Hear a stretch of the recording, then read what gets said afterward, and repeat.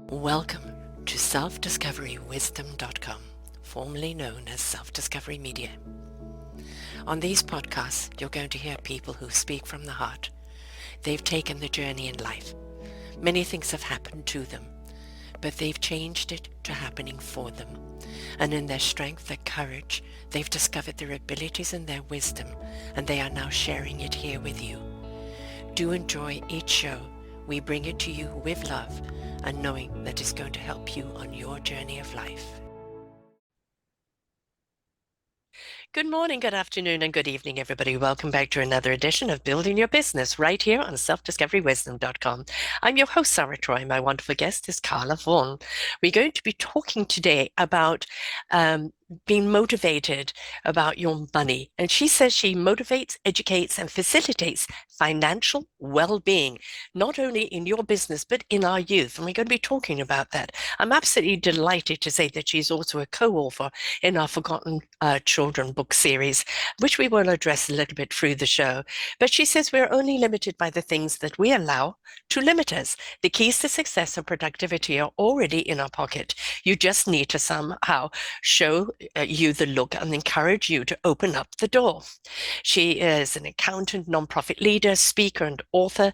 And after publishing her book, The Money Source, beautiful graphic on there, by the way, she decided to go full time to bring her message to conferences around the world, whether as a keynote speaker or a workshop leader, and break through the boundaries that are limiting your team, your attendees, you, the leader. She spent over 20 years building her accounting business, business and finance management services, and have managed nonprofit, Financial Literature First, which is the nonprofit that she is going to be supporting through the book series, and has received numerous awards and accolades for speaking and business acumen.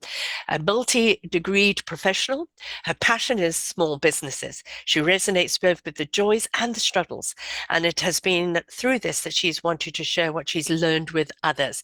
Her favorite audiences to speak to are the small business owners, networking groups, chambers of commerce, associated meetings, conferences, and majority of small business owners. Because quite honestly, it is the small business owners that really are the backbone of economics and business in general, isn't it, Carla? Welcome to the show.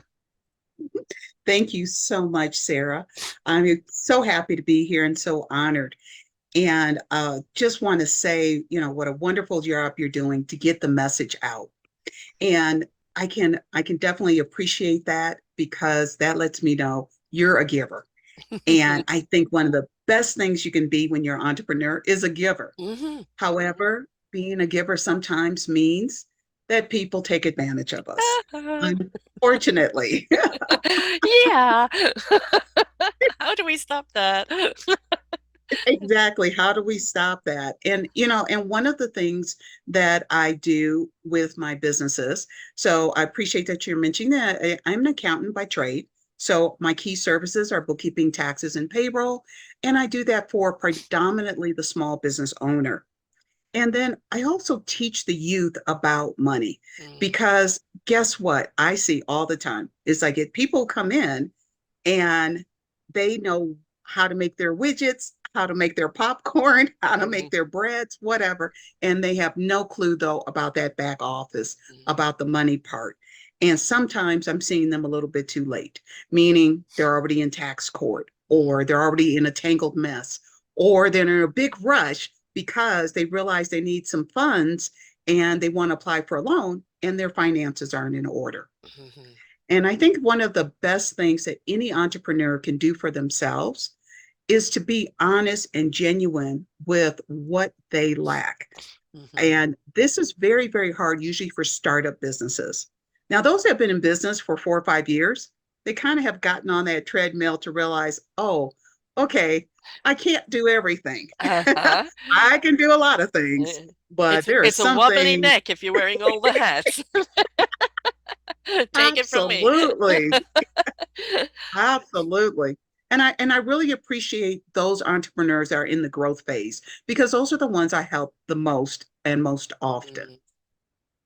I mean, that's so important. As I say, I think small businesses are the backbone of any government, every country. And they're the least supported generally. by government or by anything else. And why are they doing it? They're doing it because they have a passion behind it. They have a conviction. It's their why. It's their passion. It's their purpose. And it's a great idea. And they really want to do it for the right reason. But it doesn't mean that they always wear the right money hat because we need money to get things going.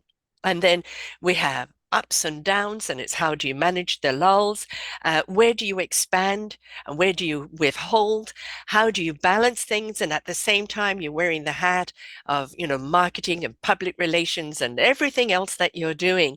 It's a lot of hats to wear. And if you can delegate some of those hats, it's really great to do. And I think any small business or solopreneur out there needs somebody that's going to lay that template, that foundation for them to Right. follow so that they can build on that dream. We need their dream.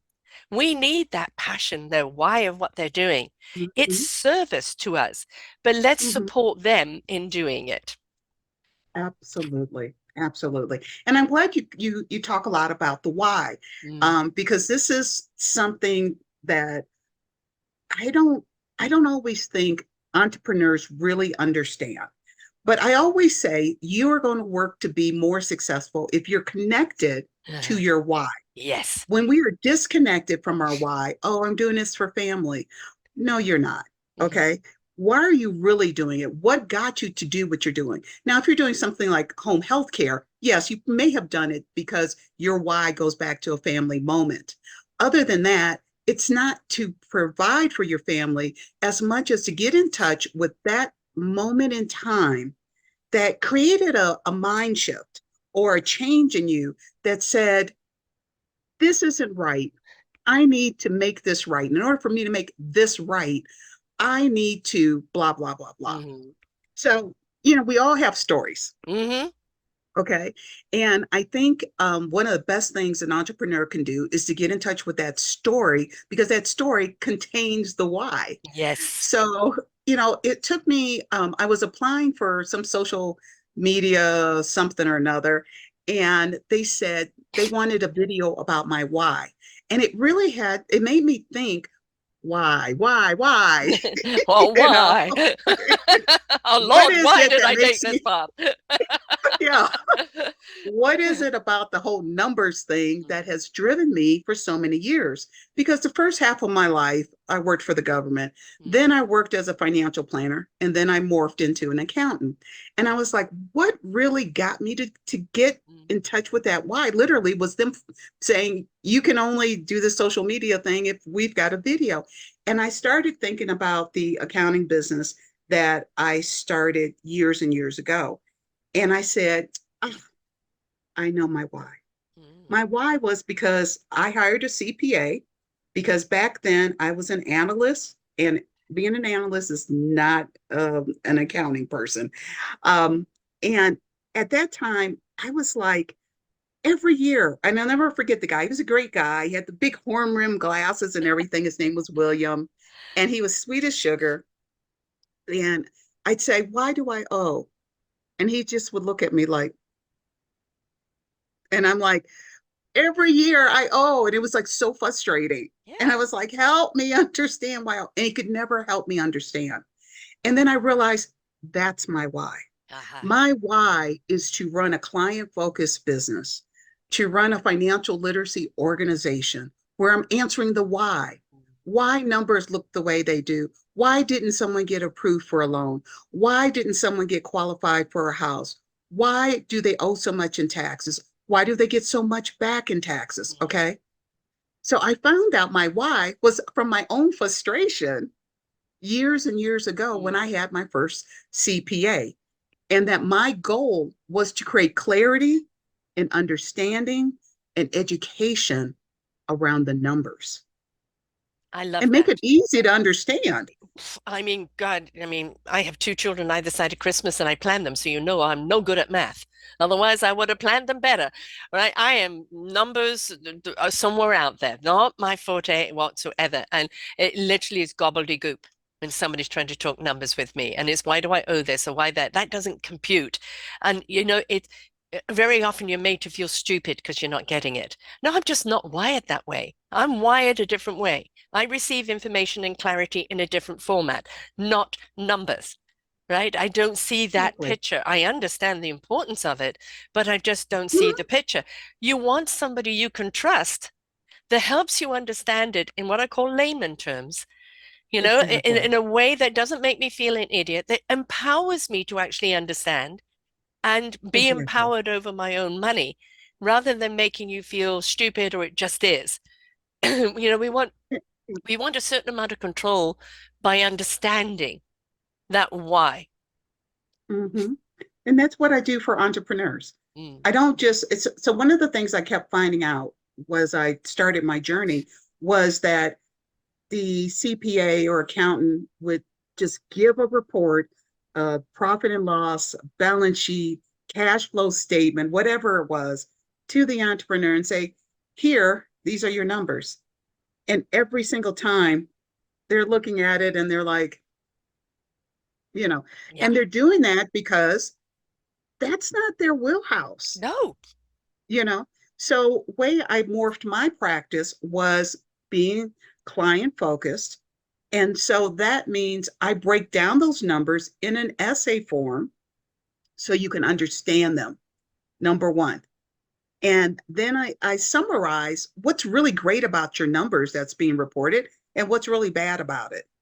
Okay. And then from there, excuse me, I'm opening up the dialogue and having the conversation and putting things in layman's terms and making sure we're clear. One of the things that really like surprised me, and this was a couple of years ago, when they started with the PPP program with the government, the paycheck protection thing and program to give everybody extra money during COVID and all this was great. And I'm sitting there at this affair, this networking affair, and someone turns to me and he says, "You're an accountant?" And I was like, "Yeah." He says, "Not only is it tax time, but PPP is going on. Why aren't you swamped?" And I was like, probably because I've only had two clients that needed to reach out and they were foreigners. And so they didn't understand the process. I said, but every single month, my clients understand their numbers. And like I always say, you don't have to do them. That's what we do. Okay. But we want you to understand enough to say, oh, I get this because I had less expenses this month in this area or whatever it is. And that is so important because it brings down the stress, it brings down the headache for the entrepreneur, and it helps, like you said, not just build trust, but feel confident that, hey, I know what a P&L is. I've got one, a recent one, because I get mine every month, and I can shoot it over to this lender or put it as part of this documentation that's required. And if someone asks me a question, I can probably answer it, you know? And it's a wonderful feeling of empowerment. And no one should be made feel stupid over numbers. But that's what unfortunately a lot of professionals do because they're talking up here and they don't understand you're not up there. You can't be No. talking general ledger and journal entries and the entrepreneur understand that. No. Not at all. The other empowerment is like, oh, less expenses going out here. That means I can actually make an investment over here without worry. I can put money into that growth there because I have less expenditure over here. It's knowledge, it's wisdom, and how to grow your business because you know when and when not to. This is not a good month. I've got those expenditures going out. This is a good month to plan for that. And what else do I need to do around that? Because I know I've got Mm-hmm. that extra money for that. So what you're doing is actually giving people the actual tools by understanding their money, where it's going, what it's doing, how it's working for them, of how to actually invest it or pull back this month or invest this month and allow their business to grow where they may be absolutely excellent at what they do. But the numbers game is something, and especially it's not just adding and subtracting. It's like all the loopholes or all the other things that go on. It's like, "Oh, what? Yeah. What are you talking about?" And it's like over your head completely. Uh-huh. And it's like, okay, you know what to do with that. I trust you on that. That's fine. I just need to know. X, Y, and Z going out. X, Y, and Z is still available. And I know what to do with it because I know you understand the other dialogue. It's like you take your car to a mechanic and you tell them, I got this bang going Absolutely. on, right? You've got a bang going on. Well, where is the bang? Absolutely. If I knew exactly what was going on, I wouldn't need you. I'd fix it myself, right? Same with a doctor or a dentist. You drill your own teeth? No, they're trained for it. So you want a trained Uh-huh. accountant that's got your best interests at heart, that can speak to you in a way that you understand, and that you actually feel you are actually in control of your money. Absolutely, absolutely. And you bring that up, and what this is another thing that I see going on is that reluctance to sometimes it's a control function that we have as entrepreneurs. I know I had to recognize my own control function Mm-hmm. when I was growing my business. And for me, my soft spot where I'm like, is IT. I am not great at IT. Okay. I always want to be great at IT. I have Uh-huh. had a coach. I've taken a class. Mm-hmm. When my MBA, I had to when I graduated, I literally had to create. YouTube was just getting started. I had to create a YouTube video and put it out there. Oh my God, I was like, but it doesn't matter now that I have all this wonderful knowledge of IT stuff and websites and SEO and meta tags and Mm-hmm. all this stuff. One, the world keeps changing. Yes. So now we got to keep up with AI. But Mm-hmm. more importantly, I realized that even though I knew how to do it, it took me twice as long. And Mm-hmm. this is where a lot of people get stuck in the beating on their chest. I'm going Yeah. to do it myself. Well, yeah, you can do it yourself. But number one, you have to understand you're trading time for money. Yes. And you also have to look at, like I say in my book, and my book is called The Money Source. I say you're literally robbing a Mm. professional of their joy, Yes. okay? Yes. Because you're not letting them do what they do best. So if you're a cabinet maker, and I know how to make cabinets, but I'm not a cabinet maker, I don't I don't want to fool with that. I'm going to give it to the cabinet maker. Yeah. It's the same thing with numbers and finances and budgets and all those things that are surrounding numbers. Give it to some professional that you know, like, and trust, which Mm-hmm. is huge because that's how we operate. Yes. Let them work those numbers because that's what they enjoy. That's fulfilling them. So Mm-hmm. always look at it as giving them a gift. Mm-hmm. Stop thinking that you can do everything, okay? Because everything, most of the time, is not also including repairing your car, Mm-hmm. drilling your own teeth, doing your own Mm-hmm. books, all like that. Okay. Yeah. And be okay with that. But understand though, your control function as an entrepreneur is actually a very positive thing. That's what makes you good at what you do. But you also have to allow yourself some downtime, some grace, and say, you know what? I don't love doing this. Mm-hmm. Let me find someone I know, like, and trust and give them this as a gift. And so Exactly. I encourage people to change that mindset, Mm-hmm. pivot that mindset, and say, you know what? Yes, it's going to cost you some dollars. Big deal. Guess what it's going to save you? It's going to Mm-hmm. save you a lot of time, a lot of frustration, and a lot of worry that you don't have it right because Yes. it's not your wheelhouse. Exactly. I attest to that. I wear all the hats. And there are many times, fortunately, I have a son-in-law. When I get stuck into something, he'll come to my rescue. All right. Which is fantastic that I have him for that because I produce and I publish and I um, edit. I do everything here on this site, absolutely everything. Am I great at everything? Absolutely not. Am I great at some of the other things? Absolutely not. But I've been a solopreneur for so long, I had to wear all of these hats. Sometimes I can delegate, sometimes I can't. Sometimes I can afford to, sometimes I can't. I can attest time, energy, and frustration that I go through on doing things that I'm uncomfortable with, that aren't my strength. And, I don't know what you're asking me for. I don't speak that language, right? It's like, and there used to be the book for dummies, computer book for dummies, but Yes, yes, the yes. language in the book wasn't the same language in the program that you're looking at. So it was no good because everybody's got a different language. And it's so frustrating. So please take it from me. The amount of time of frustration, anxiety, and angst that I've put myself through in doing this, I don't want it for any of you. If you can delegate somebody doing X, Y, and Z for you, and you've got a resonance with them, and that's what the thing. It's the reason why I do these shows. If you resonate with Carla, then you know, yes, I like her. I like what she's saying. I like her approach.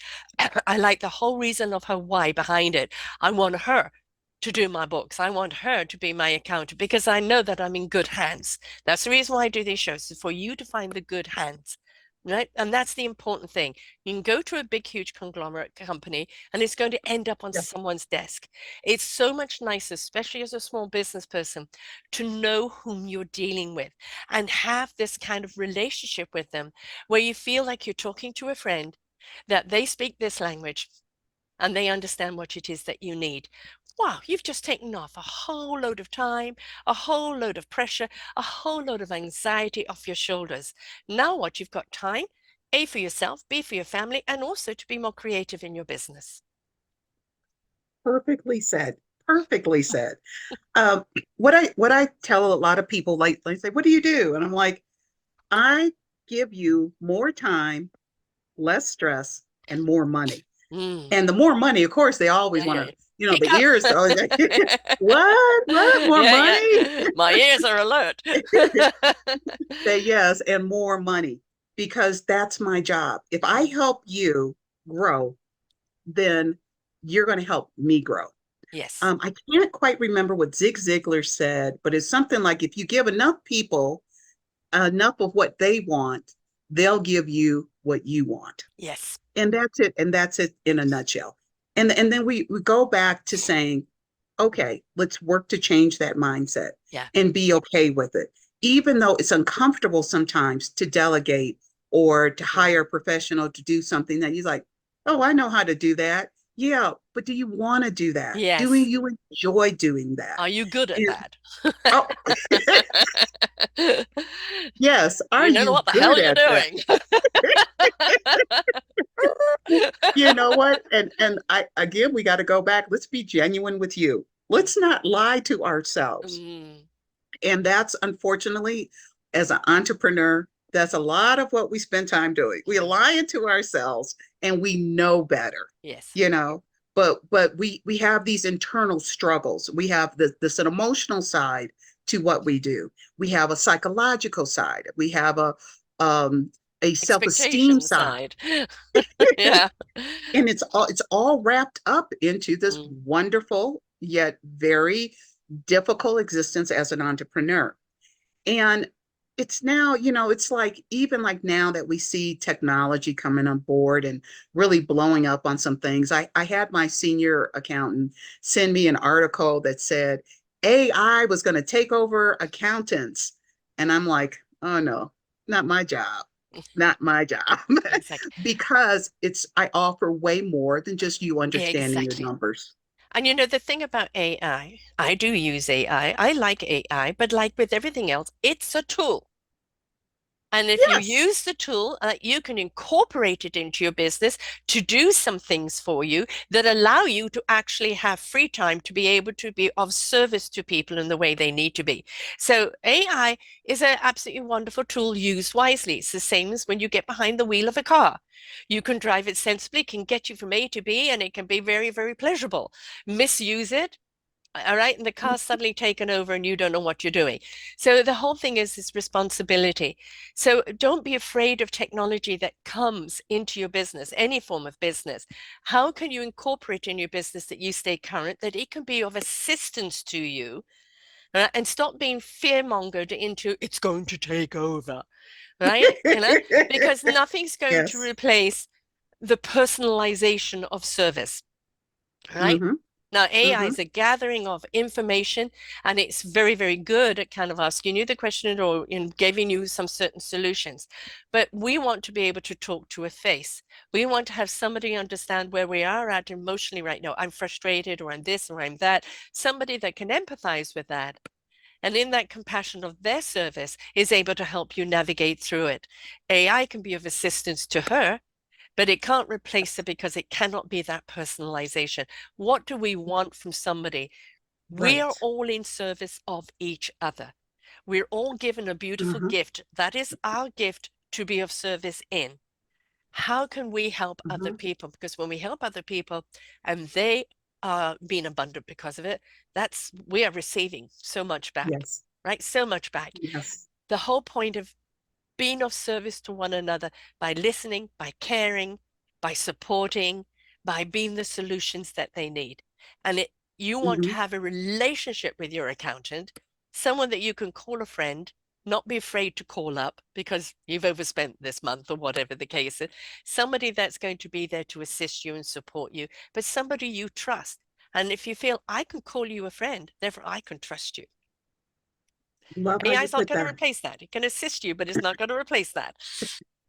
And I'm glad you wove that like you did, because I think one thing that the businesses that are in the growth era, meaning they're between 5 and 10 years, they're growing their business. They feel like, okay, I'm going to make this, I'm going to make this. And then you have something like, oh, AI's popped up, or oh, this happened, or that happened. How's that affecting my business? So you always have to look at Yes. these challenges Mm-hmm. as opportunities. Yes. And that's what will make you survive. I mean, we look at what just finished wiping off the half of the earth, it seems like, which was the whole COVID thing. Mm-hmm. And look at how many businesses failed, Mm-hmm. and some failed very quickly. And people failed in their personal lives, but businesses failed. Big box, what they call big box stores, like Yes. Circuit City Mm-hmm. went down the tubes. Bed Bath and Beyond Yes. went down the tubes. Okay, everything started changing, and this is the good thing about being properly aligned with any of the professionals, whether it's your accountant, your IT person, whoever, your supplier, your distributing chain, whoever is part of your circle Mm-hmm. to provide those goods and services to your end user, for them to all be in the game so that you can look to navigate Mm-hmm. and morph and adapt to the changing times. Exactly. Because if you can't, you're going to be history, Yes. just like so many big stores we never thought would be out of the game or Right. out of the game. Yeah. And that's huge.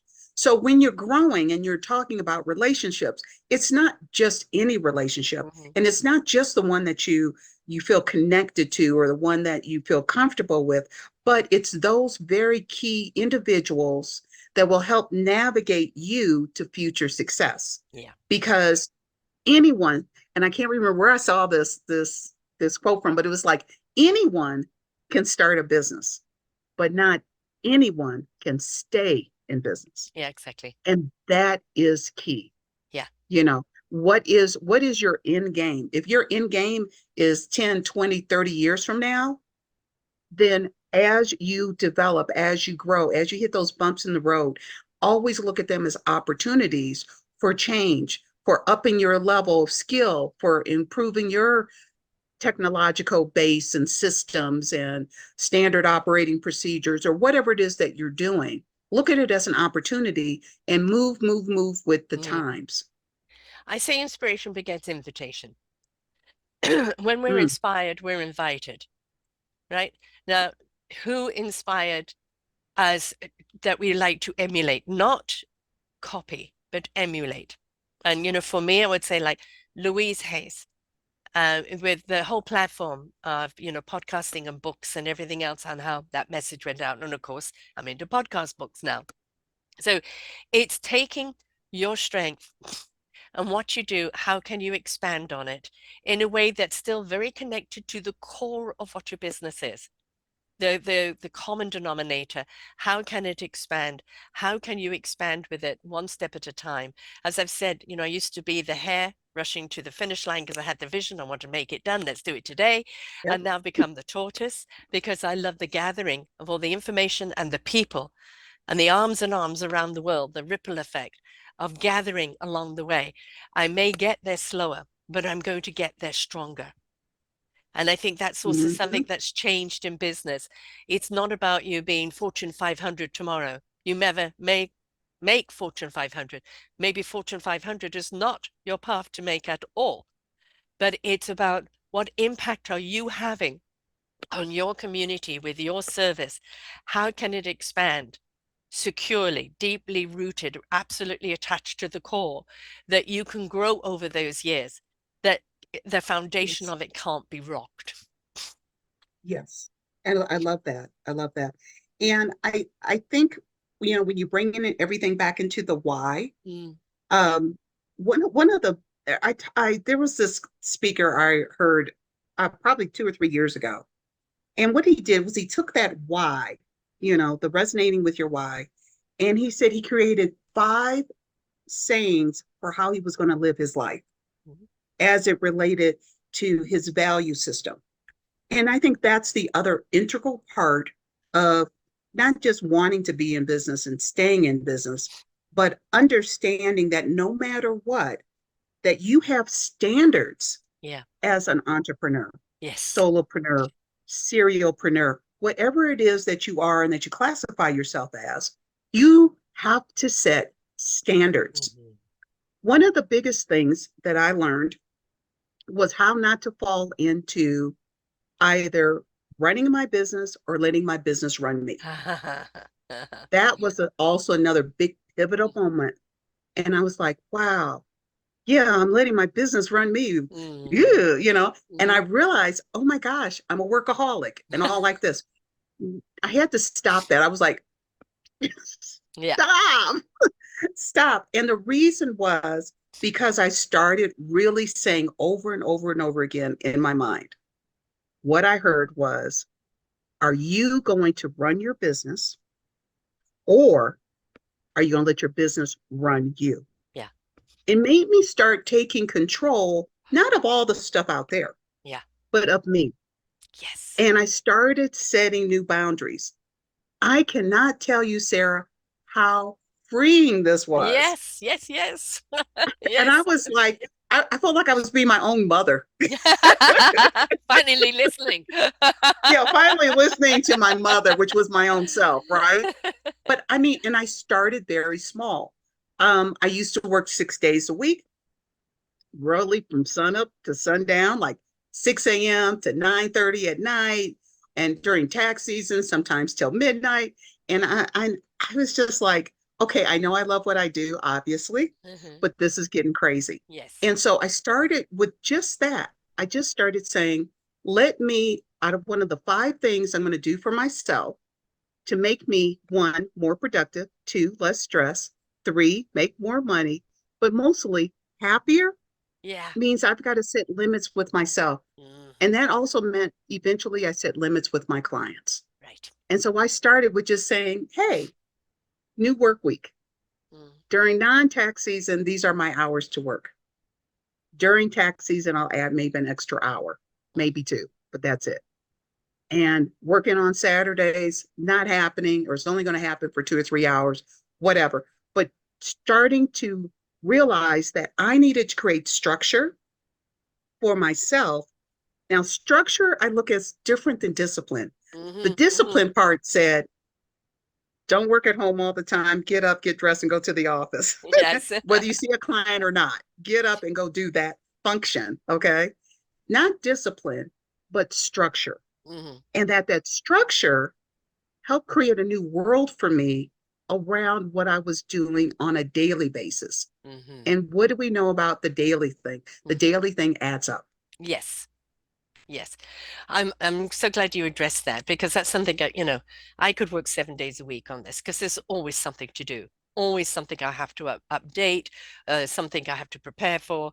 And if I'm behind, like, yes, folks, you can hear me stuffed up right now because my Yeah. beautiful, gorgeous little grandson gave me RSV virus, and we've had a fill of it over the Christmas, dominating through. So I'm still very stuffed up here, and it set me back because I couldn't work. I was looking after a baby, and so still coughing and spluttering here.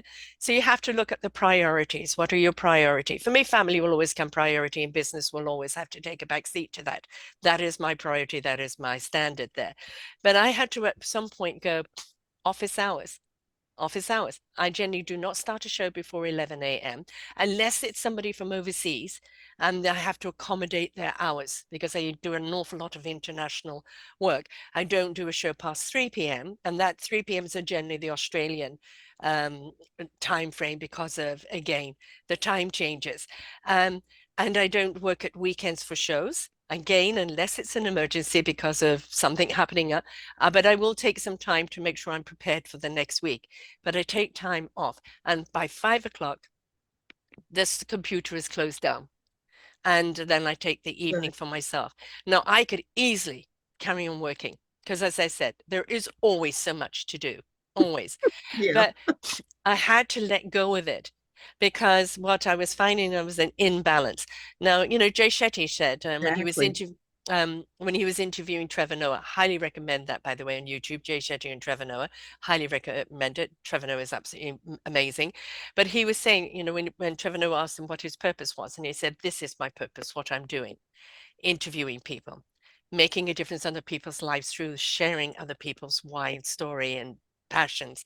And I agree with him. That's 100% my why of why I'm doing what I'm doing, my passion and purpose. But we have to find balance with everything else. Otherwise, Hmm.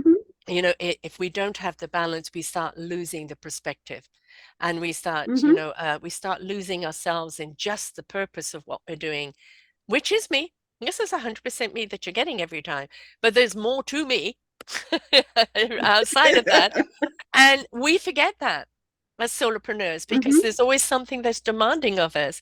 And it's like we've got to set those priorities, like be it family, be it time for yourself, be it friends, right? Take that time where Right. you say, no, no shows that day because I'm busy doing this.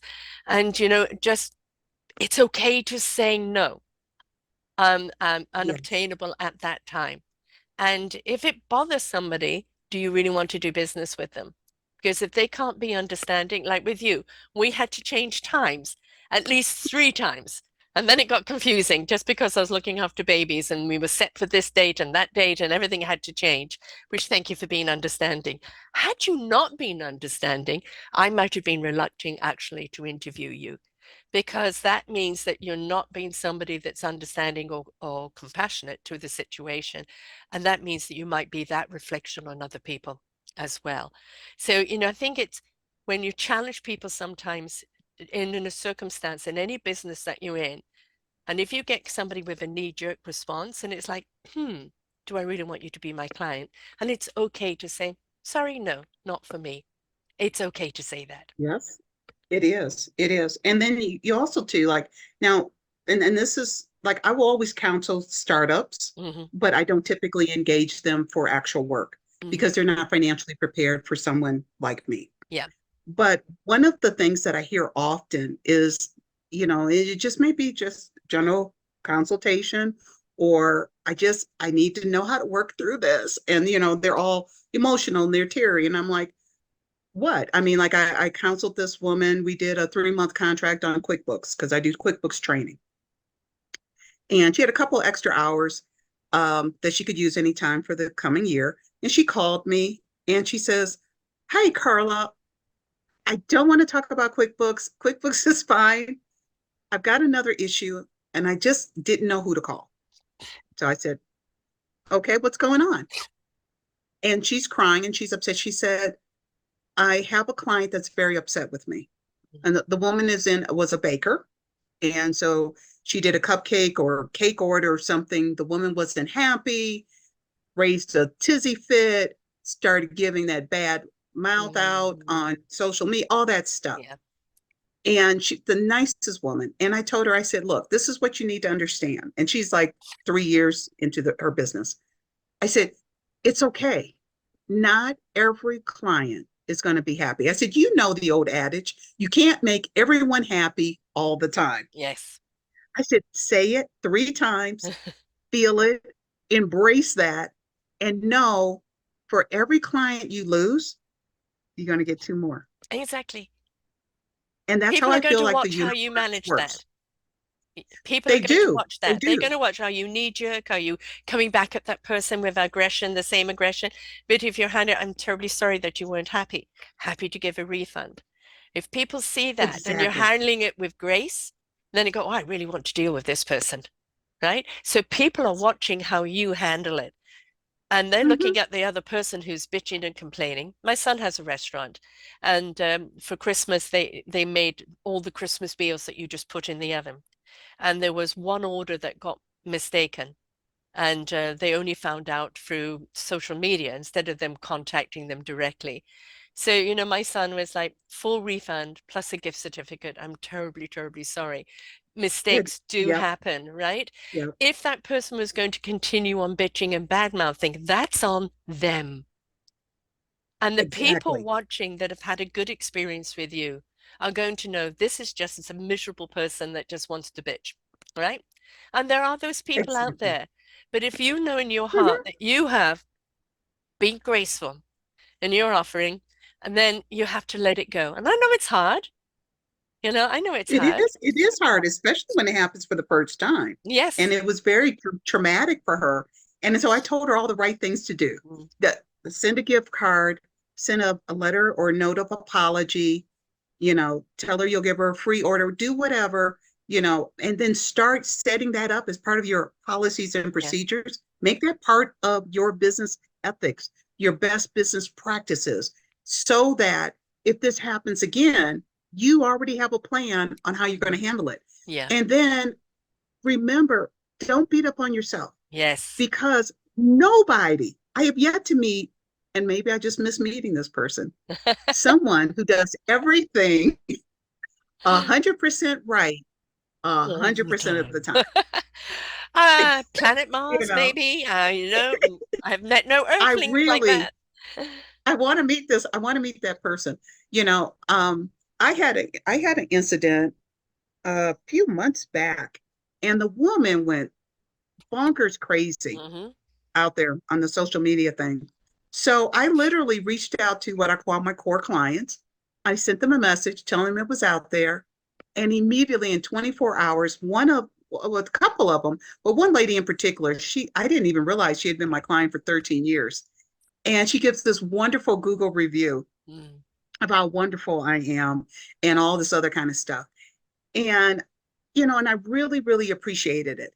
And sometimes you've got to look at that, just that, you know, that you can't make everyone happy No, all the time. no. So the first thing you need to do is get over that and Mm. understand that whatever someone's coming at you with, all that Yes. negativity or bad Yes. mouthing, it is not personal. No. It can't be personal because only the people in your family, your husband, your child, or something like that, your bestie, maybe something there is personal. Yeah. Other than that, keep your head on straight and realize it's just business. Now that this incident has happened, it's time to forget it Mm. and forgive yourself Yeah. because it's again, I just talked about opportunities. When you make a mistake, it's an opportunity. Okay. And it's not about the bad mouthing. It's like, okay, I made that mistake. How can I not make that mistake again? Exactly. So I always talk about like, I do these boss up classes and things like that. And I talk about what I call romancing the stone. Mm. Romancing the stone is not just romancing your client, Yeah. but romancing yourself. That Hmm. means keep polishing that stone Yeah. so you can be better and better and better and better. But There's understand, you'll never be perfect. no, and the thing is, failure for me, as I've said over and over again, is not mistakes. Failure is when you give up and give in altogether. When a mistake is made, knowingly or unknowingly, right? The best thing to do is own it. Own it. Yes, I yes, and absolutely. and apologize for it. And I'm very much live by the four agreements of Donnaroo, right? Speak your word with integrity. Don't take things personally because that's somebody else's issue being imposed upon you, right? Don't assume. Ask. You have no idea what's going on until you ask, right? And do your very best based on how you feel is your best. Has it measured up to what you know is your best? Not somebody else's interpretation of what it is. And those four agreements, just are easy codes to live by. And go, did I take it personally today? Well, for a moment I did. And then I let it go because I realized that person obviously is having a hard day and just needed to dump on someone, right? And all I can do is just wish them well and hand it back. I like that.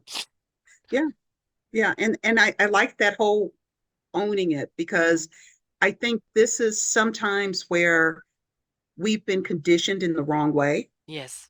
to want to be pointing the finger. It's, Uh-huh. It's you know, three and pointing it's back like, at you. no, it's your thing.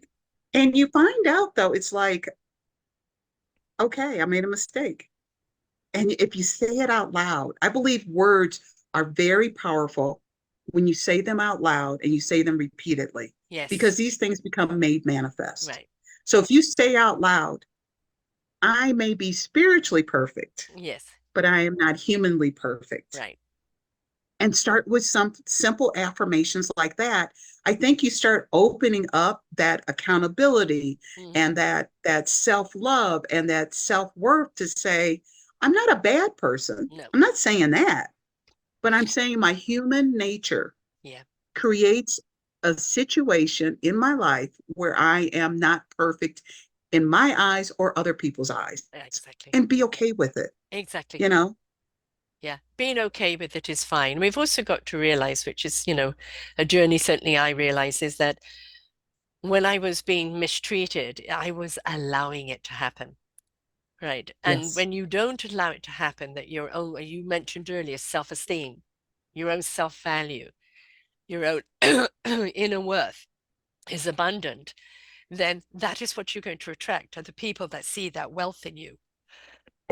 Excuse me, not the Mm-hmm. financial wealth, the wealth of who you are as a being, right? Mm-hmm. And that then you're going to attract those kind of people. But if you're constantly feeling less than yourself or beating yourself up, you're going to catch people that are going to be like that. That's very, very true.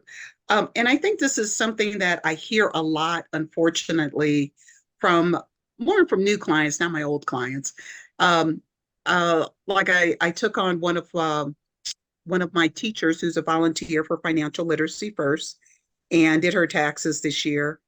And she sits there, wonderful woman, and she sits there and says, "Please don't judge me. I know my stuff is all a mess," and blah blah blah blah blah. And I just chuckled and I was like, I don't judge you. I said, I don't Exactly. judge people's numbers. I don't judge whether you're organized or not organized. If you're coming to me, first of all, I feel honored. But more importantly, my goal is to help you be better at doing some of the simple stuff that we all have to do, whether it's to be organized with our finances, or to know to do this versus that with the money thing, or where things go or whatever, that's fine. And then I told her, I said, besides, I said, as my partner always tells me, I seem to specialize in problem children. And I love problem children because it allows me to have a greater sense of value and impacting your life to bring you up a little bit so that you feel better, not just about what you're doing. I don't care if it's tax numbers or bookkeeping numbers or whatever, but for you to feel better, because I don't think there should ever be any shame around people's finances, around numbers, or whether you've got $100 in the bank or $1 million in the bank.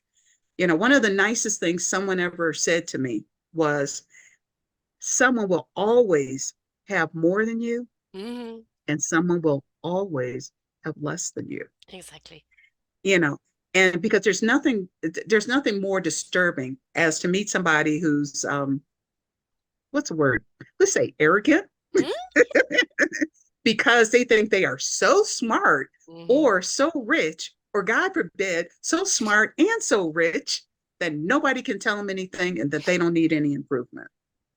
You know, there will Narcissist. always be someone who has more than you, Yeah. and always to have someone out there who'll have less than you. And I always remember that, because it is so important to understand that if you it doesn't matter what you have, it can be taken away tomorrow, Mhm.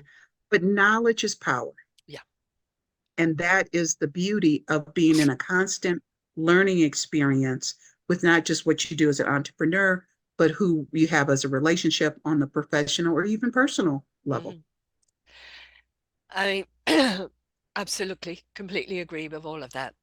And and that kind of is a great segue into your foundation and what your foundation is about. And one of the reasons why I invited you to be a part of our Forgotten Children book series is because we do not teach our children about money. And children grow up feeling they have a dollar sign on them, less, more, opulent. But we put the value of money on people, which we never should. Yes. Right? Money, again, is a tool, it's a commodity. It allows you to do X, Y, and Z, puts the roof over your head, etc. We are not a dollar sign. And unfortunately, society has very much gone that way, where we put dollar signs on people. Your worth is only this because this is what you earn, or this is what you have in the bank or don't have in the bank account. And I think your wonderful organization of showing kids how to look at money and gather their worth from it. So, can you tell us a little more about that, please? Well, sure. I started financial literacy first, actually on the coattails of one of my clients. And he started an upliftment program for the at-risk high school boys here in Aurora, Colorado. And he asked me and some of his other community leaders to be a part of this initial launch at this high school. And it got me thinking afterwards, I should do this more often. Mm-hmm. you Mm-hmm. know, I should I should do this because it's so important. Mm-hmm. And when we start looking at our trickle down, Mm-hmm. as most Americans, we don't learn money in the household. Mm-hmm. We don't learn it in the schools. We don't learn it in the churches. So where do we learn it? We learn it by hook or crook, and these days by the internet. Mm-hmm.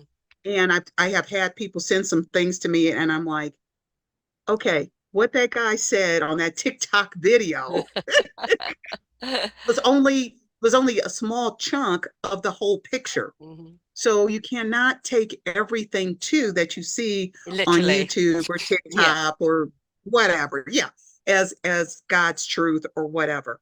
You do need to always come from a credible source.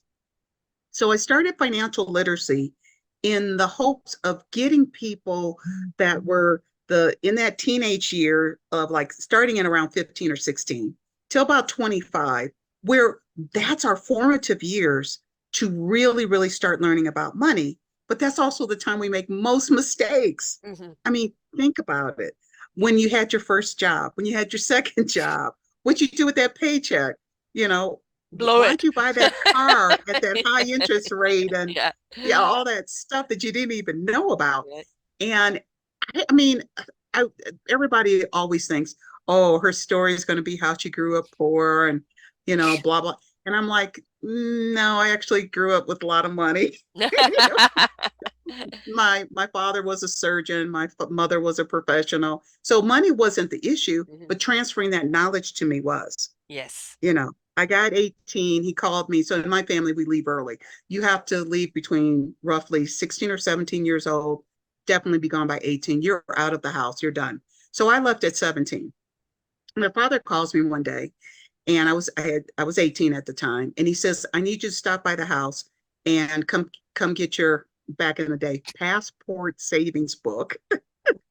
Was these little books that you took to the bank. Every time you made a deposit, they'd stamp Yep. it, put Yep. how much. It was called Passport Savings Book. Yeah. Exactly. This is And he before we said, did and everything you're online. Yep. line. What's online mean? Yeah, exactly. Washing line? Yeah, watching. Is that how we launder money? And he said, and get your statement from the broker. And I was like, I don't even know what a broker is, right? And so I show up at the house. I just remember it so well. And he hands me my little booklet that shows the money I have in the bank. And he gives me the statement from I don't know what I don't know what brokerage house it was. And he said, when you need money short term, put it in the bank. When you need it long term and you want to save for something, call the broker, add to this account. And I'm like, okay, you know, Uh. and yeah, say what? Say what? And so, I mean, and so that's kind of like what how I operated for a while. And I guess I thought things out enough that even in college and all the credit card companies and stuff like that, I wound up having credit, but I always had A1 credit. It was just me. I think I had probably 7 credit cards, which was way too much, which I Right. didn't know until I became a financial planner that was too many credit cards, you know.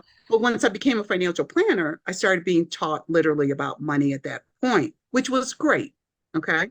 So it wasn't about growing up and not having. We had plenty. My parents went from rags to riches. Okay. But the thing was, they didn't pass down the knowledge. Hmm. And the knowledge is so important. Yes. So, what we do with financial literacy first, our goal is to teach the 16 to 25-year-olds in schools, churches, groups, what have you, about the basic foundation of money. We also do teach the adults, and we do power hours or what's called lunch and learns on that, where very specific topics, assuming they have the basics. But believe it or not, our most popular class is our basics class, Hmm. which is called Basics 101, which is budgeting, savings, and understanding credit. And it's amazing. Like we teach here at Colorado Free University, and that population is 35 to 65. And I can't tell you how often, we only teach it once a month, but I can't tell you how often that class has participants. And I'm like, but you should know this, in my mind, but you should know this by now. But no, not Nope. necessarily. Nope. Not taught. Certainly not taught. I mean, money was almost a dirty word growing up. You For didn't some show people, it your money is. around. You didn't show how rich you were or how poor you were. There was this sense of pride where you didn't show your hand. So money was this kind of thing that you just didn't discuss.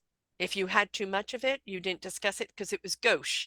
If you didn't have enough of it, you didn't let people know how poor you were because of pride, right? So yeah, money was Exactly. not what we were taught growing up. Exactly. And so what financial literacy is, we're a membership-based nonprofit public charity.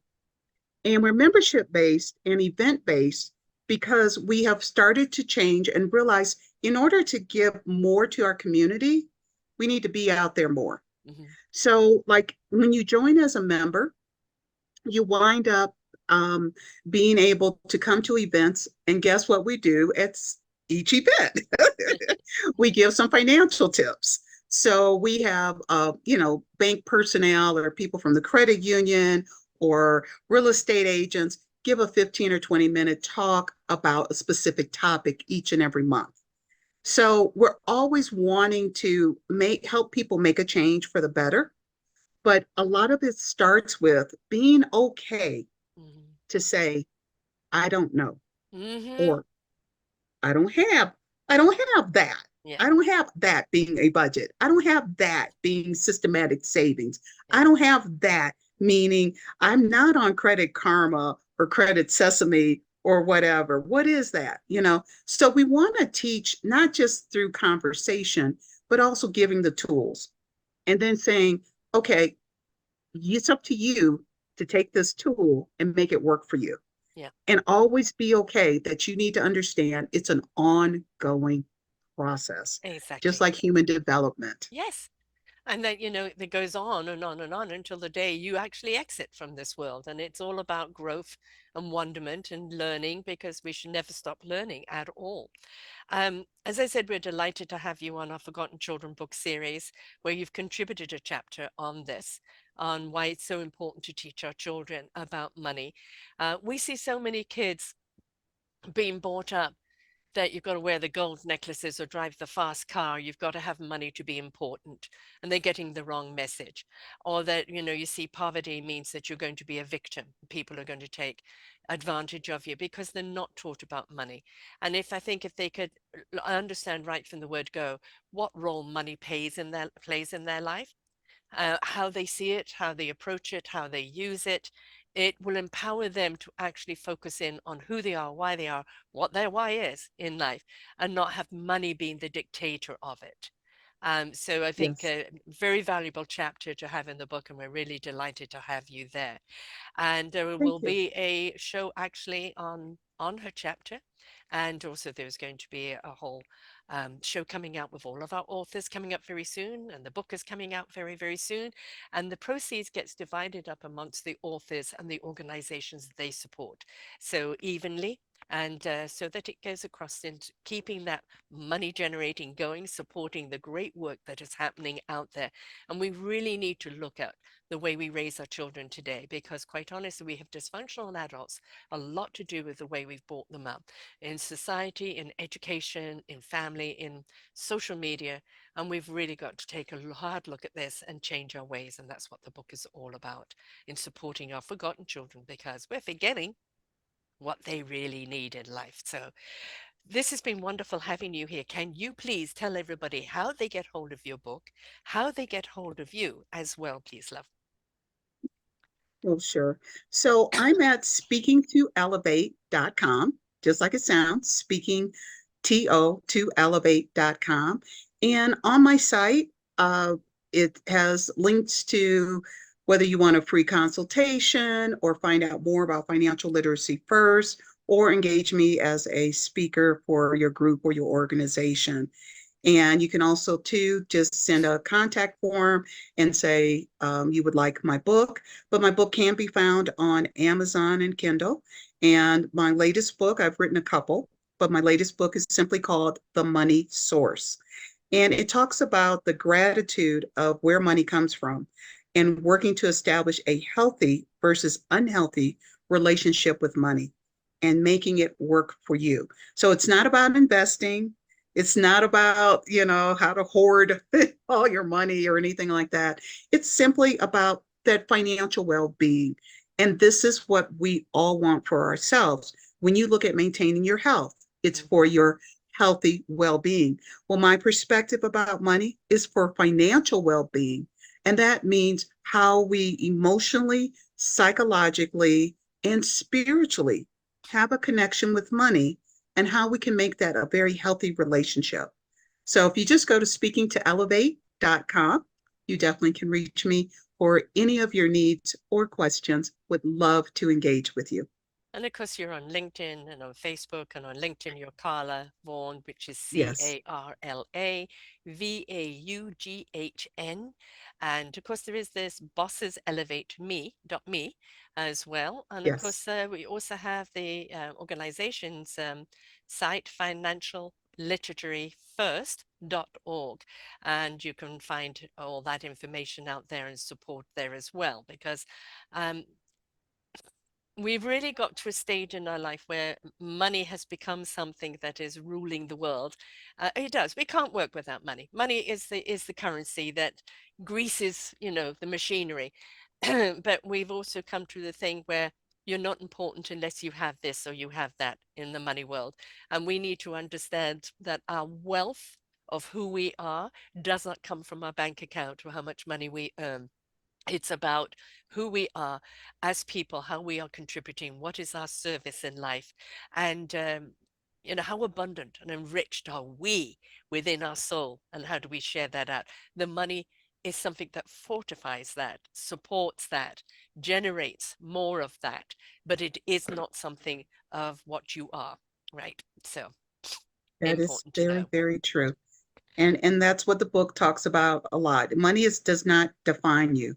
You defined you. And Yes, you have to determine and say to yourself and know in your heart of hearts that money is not the definition of the beautiful person that we are as individuals on this planet. right. Exactly. Not at all. It's here to work for you, right?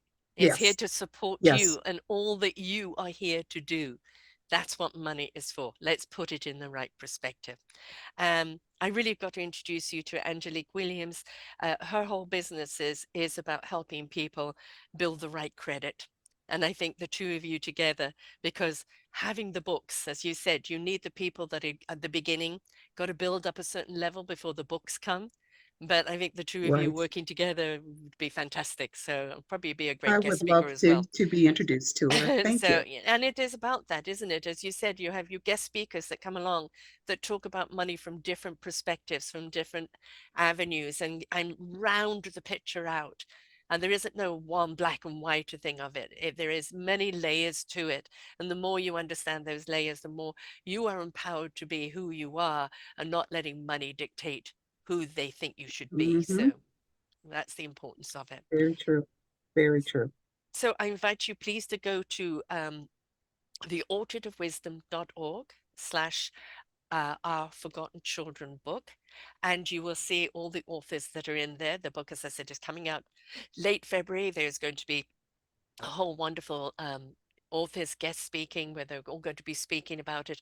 And there's also going to be a wonderful program coming up in late March of Ask the Author, where we will actually have you, you've read the chapter and you come in and you actually speak to the author themselves and ask them questions. So there's a lot more to come on our authors there, and to pick their beautiful wisdom and to enable you to move forward. So thank you so much for sharing here today, Carla. It's very, very important that people have the right relationship with money.